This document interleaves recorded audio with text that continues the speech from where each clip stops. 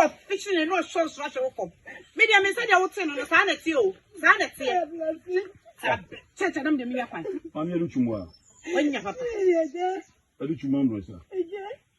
Frawati. The Matume manage my abode. She have full side over Champ Friday. Over Chiana have it from Friday. Hey, Abrefi.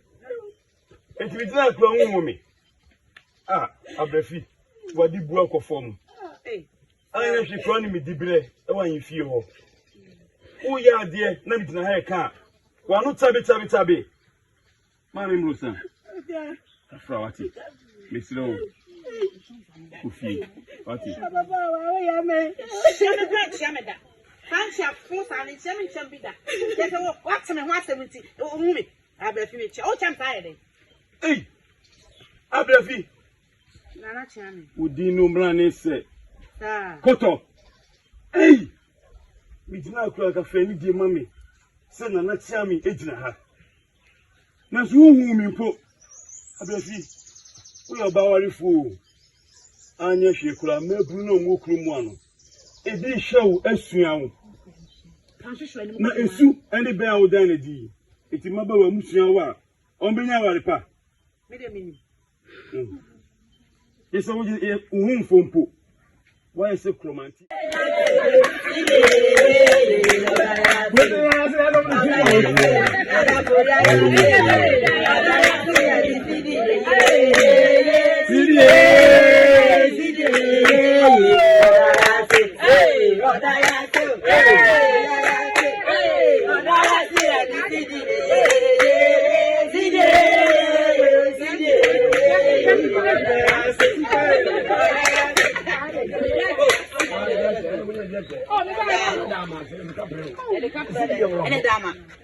Dama.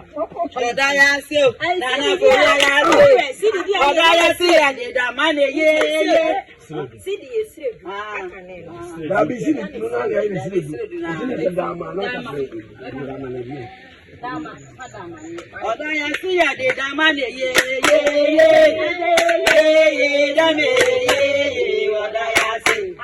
Odaya se.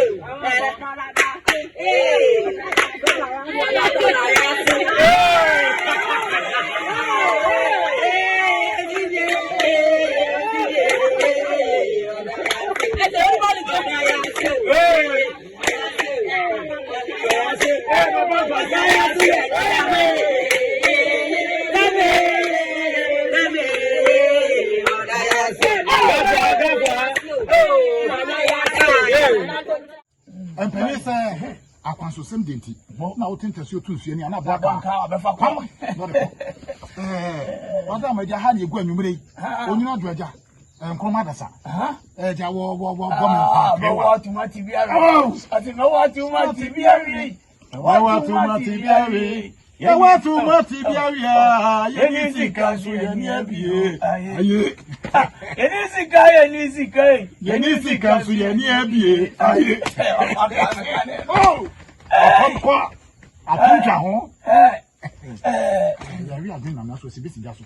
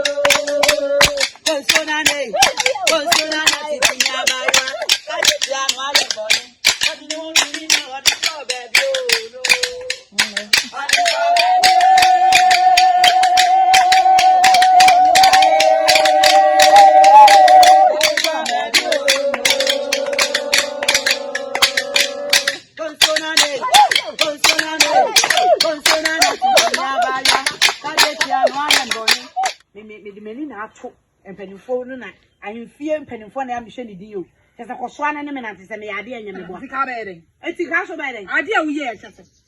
Mami wa kan. Obi ehu na otia wa. Na ko di na. wo chia no ofichiri na ni hwe me wo hu Wo ni wo hefa na wo sa. me de wo shim to ko ne hu Hefa na wo sa. wo ni sam wo na ye fa Wo ni su ba kra. wo na wo fa aye Mi wa fa. Ka ba mi wa fa den. wo fa Ka dem no be je okro mu. sani wo no wo fa na hye e na hye mba msambo a ye wo bichi na wo di Just like that. Ja wo di wo kra bi. Wo ni wa ni ago. sam no wo go bi Yo shiri se de jina ka. o shini me no di agro krom ha sei me nya di pap da wo Abefi. kono a Abefi tan ka bi. ati wo ka cham no be so so me no ni Tunusa boys I am ready wampam. Boys I am ready. Boys I am ready.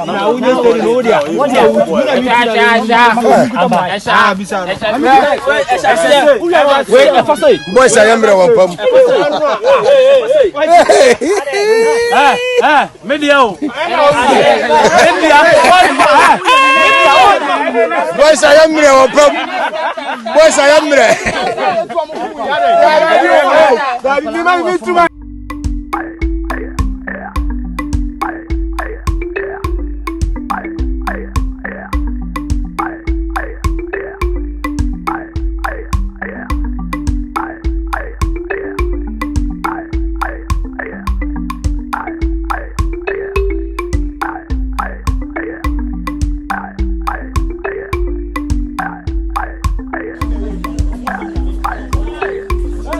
It's a minimum here. I don't want friend now.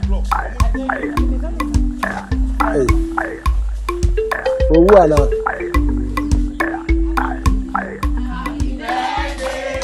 happy birthday to you. Happy birthday.